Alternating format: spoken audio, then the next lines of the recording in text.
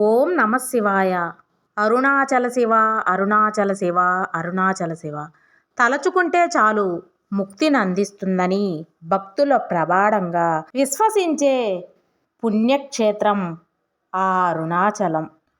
కొండే దైవమని, అగ్ని స్వరూపమని కొలిచే ఆ మహా అద్భుతం. మరి ఆ కొండ చుట్టూ చెప్పులు లేకుండా 14 కిలోమీటర్లు నడిచిన వారి జీవితాల్లో ఎలాంటి అద్భుతాలు జరిగాయి కొందరి మాటల్లోనే విందాం. ఈ ఆధ్యాత్మిక ప్రయాణం మిమ్మల్ని మహిమలు ఏమిటో, భక్తులు పొందిన కొన్ని మాటలు కందని అనుభవాలు ఏమిటో తెలుసుకుందాం. ఇది కేవలం శరీరాన్ని శ్రమ పెట్టి నడక కాదు, మనస్సుని ఆత్మని మేలుకొలిపే ఒక గొప్ప యాత్ర. నాతో పాటు మీరు కూడా అడుగులు వేయడానికి సిద్ధం కాండి. అరుణాచల శివ సాక్షాత్తు ఆ పరమేశ్వరుడి చుట్టూ మనం చేసే ప్రదక్షిణ. అందుకే ఈ యాత్రకు కొన్ని నియమాలు ఉన్నాయి. చెప్పులు లేకుండా నడవాలి. ఎందుకంటే మనం నడిచే నేల సాదాసాధారణమైనది కాదు. సాక్షాత్తు ఆ శివస్వరూపమైన కొండ పాదపీఠం. అరుణాచల అనే మంత్రాన్ని స్మరించుకుంటూ ముందుకు సాగిపోతాం. భక్తులు ఎక్కువగా పౌర్ణమి రాత్రి గిరి ప్రదక్షిణ చేయడానికి ఇష్టపడతారు. ఆ చల్లని వెన్నెల కాంతులు లక్షలాది మందితో కలిసి ఆ శివనామాన్ని జపిస్తూ నడుస్తూ ఉంటే మాటల్లో వర్ణించలేము. అంతే. ప్రతిరోజు ప్రదక్షిణ పవిత్రమైనది. రోజూ చేసే ప్రదక్షిణకు ప్రత్యేక ఫలితం ఉంటుందని, రుణబాధలు తొలగిపోతాయని, శుక్రవారం చేస్తే సిరి సంపదలు కలుగుతాయని విశ్వసిస్తారు. కానీ అరుణాచలం గిరి ప్రదక్షిణ ఏ రోజు చేసినా విశేషమైన ఫలితాన్ని మనకు అందిస్తుంది. ఇప్పుడు మనం అరుణాచల రాజగోపురం ముందు ఉన్నాం. చాలామంది ఇక్కడ నుంచి తమ గిరి ప్రదక్షిణ యాత్రను మొదలు పెడతారు. ప్రదక్షిణ మొదలు పెట్టే ముందు ఆలయం ముందు ఒక దీపం వెలిగించి మనసులోని కోరికలను స్వామికి చెప్పుకుంటారు. ఇక్కడి నుండి మొదలయ్యే 14 కిలోమీటర్ల ప్రయాణంలో మనకు అడుగడుగున ఆధ్యాత్మిక అనుభూతులు ఎదురవుతాయి. ఆ అరుణాచల శివయాత్ర మొదలు పెడతాం. గిరి ప్రదక్షిణ మార్గంలో ఒక సాధారణ దారి కాదు. ఈ దారిలో 8 దిక్కులలో 8 లింగాలను ప్రతిష్ఠించి ఉన్నారు. వీటినే అష్టలింగాలు అంటారు. ఇవి నవగ్రహ దోషాలను కూడా తొలగిస్తాయి భక్తులు నమ్ముతారు. ఈ 8 లింగాలకు ఒక్కొక్క దిక్కున ఒక్కొక్క మహిమ ఉన్నాయని చెప్తారు. ఈ ఇంద్రలింగాన్ని దర్శించుకున్నాం. దేవతల రాజైన ఇంద్రుడు ప్రతిష్ఠించిన ఈ లింగాన్ని దర్శిస్తే కీర్తి ప్రతిష్టలు, ఉద్యోగం, విజయ, దీర్ఘాయువు లభిస్తాయి భక్తుల విశ్వాసం.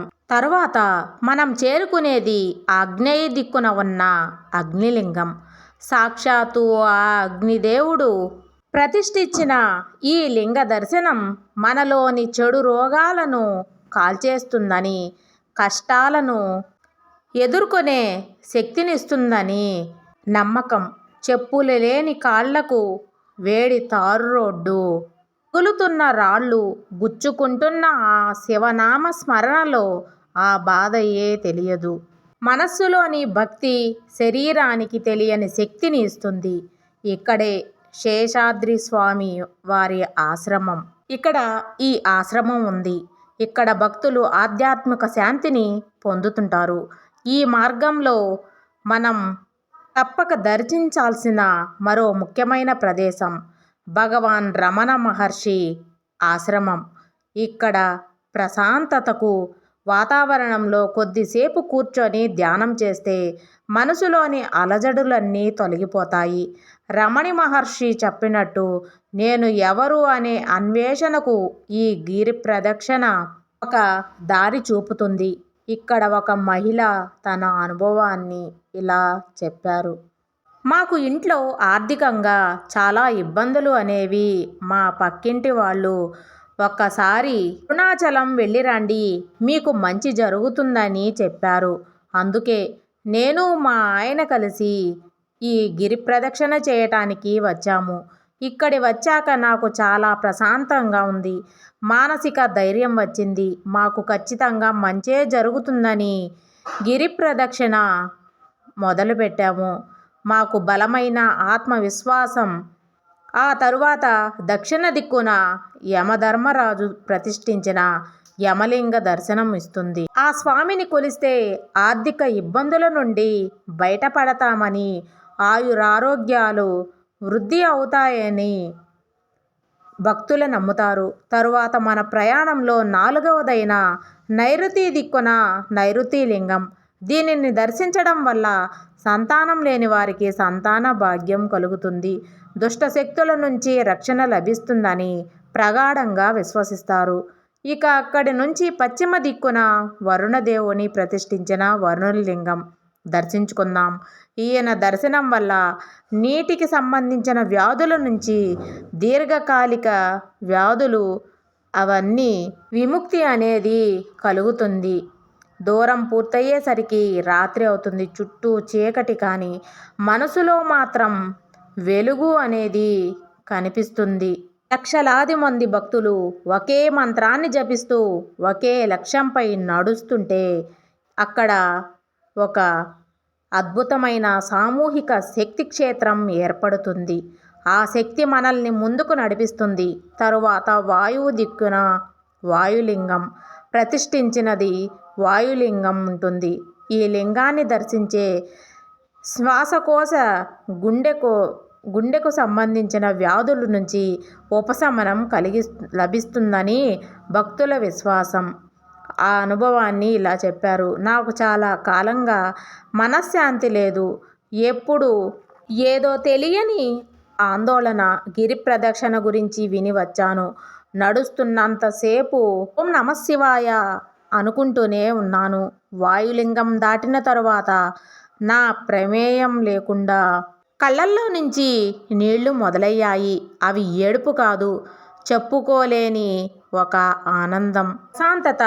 నా మనసులోని ఆందోళన మాయమైంది. ఓం నమఃశివాయ. అక్కడి నుంచి ఉత్తర దిక్కున ఉన్న కుబేరలింగానికి చేరుకున్నాం.